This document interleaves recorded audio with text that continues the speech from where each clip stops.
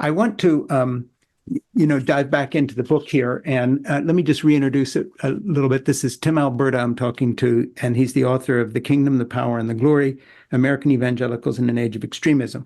And I know this sounds, again, a little odd, but I interview a lot of authors on a lot of books, and I learn a lot from all of their books.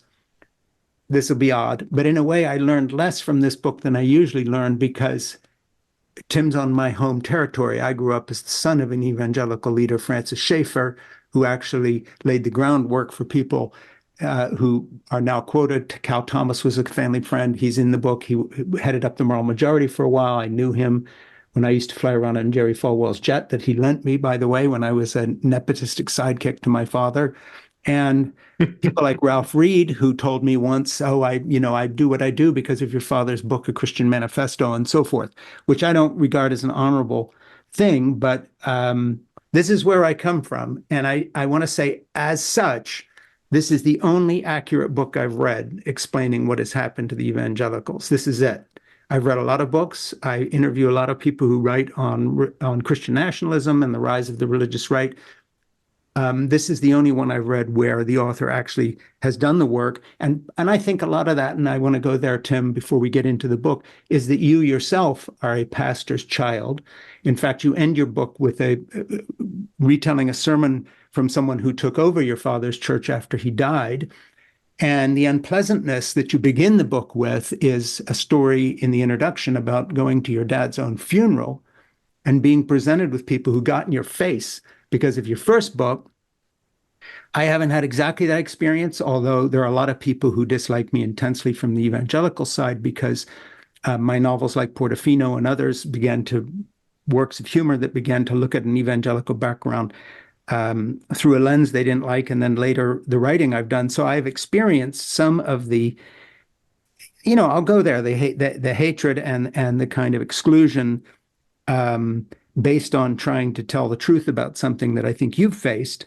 But the overarching point I want to make and ask you about in terms of your book is, and I'll go there now before I reintroduce you, how is it that having gone through all that, you still write from the point of view of an evangelical Christian in the old sense of that word, pre-Trump? You are faithful to Christ. You are representing the Christian tradition in the best light that I've seen it presented in for a long, long time. And yet you have this sharp-eyed journalistic zeroing in on really what's happened. And your book is at a kind of a crossroads right now because it's getting attention from people who normally are not going to read a book of apologetics about why Tim Alberta is a Christian.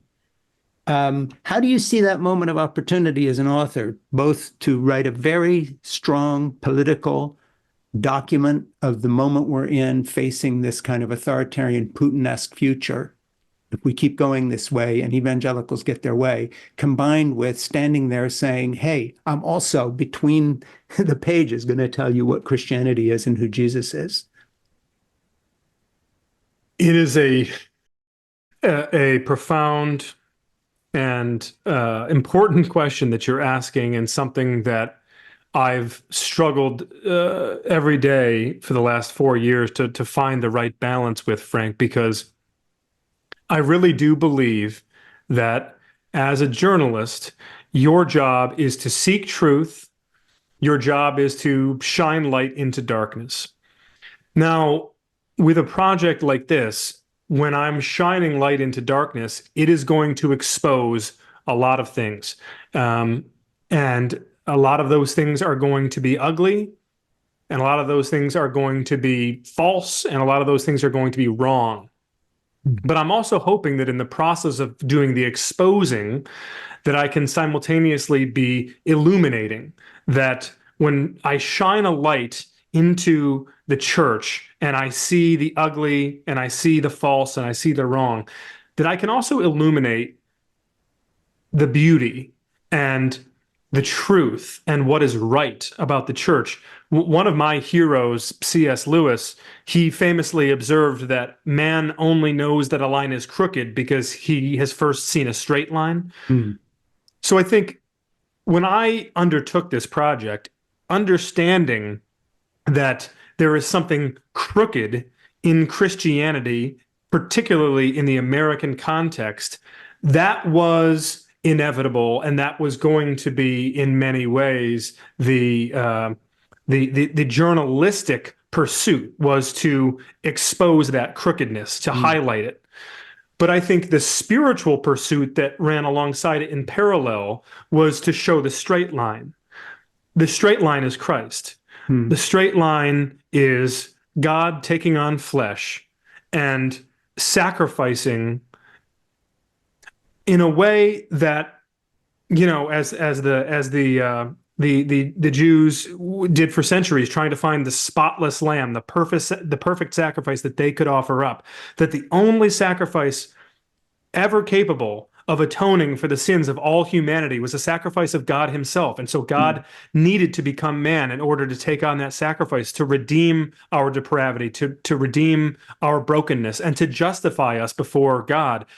I believe in that as much as I believe that we are on Zoom having this conversation right now. And it was important for me to demonstrate, to the best of my own limited ability, what Jesus taught, what Christ demands from us, and just how short of that standard we are falling short in the American church. And I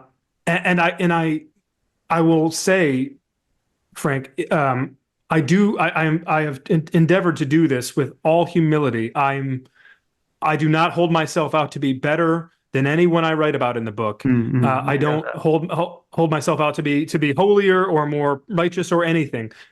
I do, however, think that that the Lord has opened my eyes to things that perhaps others have not been able to see or not been willing to see. And I think that my own father and the tradition I come from, I have the appropriate distance from it to assess these things in a way and analyze them and evaluate them in a way that I don't think my dad's generation or your dad's generation was capable of, frankly. And I think that that is has worked to my advantage to help me tell both stories simultaneously.